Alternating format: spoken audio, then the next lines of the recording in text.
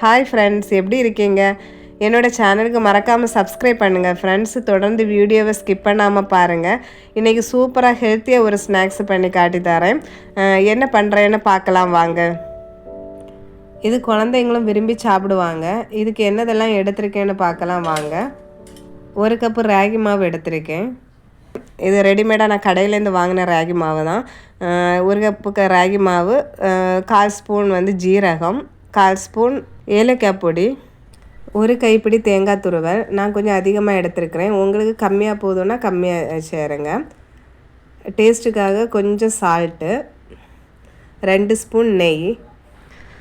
நான் முன்னாடியே வெல்லம் ஜூஸ் எடுத்து வச்சுருந்தேன், அதனால தான் ஜூஸ் ஆட் பண்ணியிருக்கிறேன் வெல்லம்.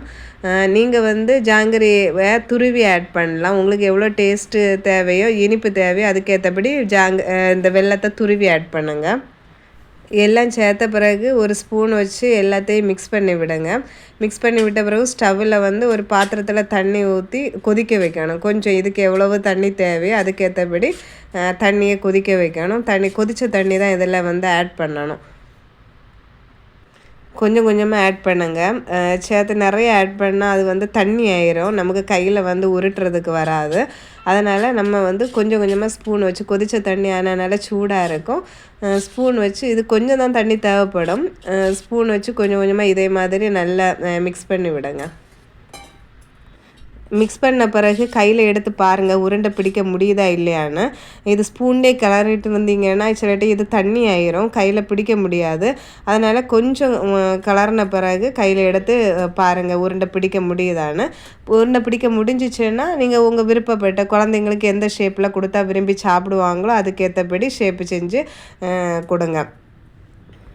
இங்கே பாருங்கள், இதுதான் கரெக்டான பதம். இது கொஞ்சம் சின்னதாக உருண்டை பிடிக்கிறது மாதிரி மாவு எடுத்து இதில் கையில் வச்சு உருட்டி நான் ஒரு விரல் வச்சு லைட்டாக அமுக்கி இருக்கிறேன். இந்த மாதிரி பண்ணும்போது என் கையில் மாவு ஒட்டவே இல்லை. எல்லாமே கரெக்ட் அளவுக்கு இருக்குது. ரொம்ப தண்ணியாக இருந்துச்சுன்னா கையில் எடுக்க முடியாது. நான் முதல்ல எல்லாமே இந்த ஷேப்புக்கு பண்ணி வச்சுட்டேன். வச்ச பிறகு இட்லி பாத்திரம் இருந்துச்சுன்னா இட்லி பாத்திரத்தில் நீங்கள் வேக வைக்கலாம். நான் சாதா பாத்திரத்தில் தண்ணி ஊற்றி அதில் ஸ்டாண்டு வச்சு அதில் வேக வச்சுருக்கிறேன்.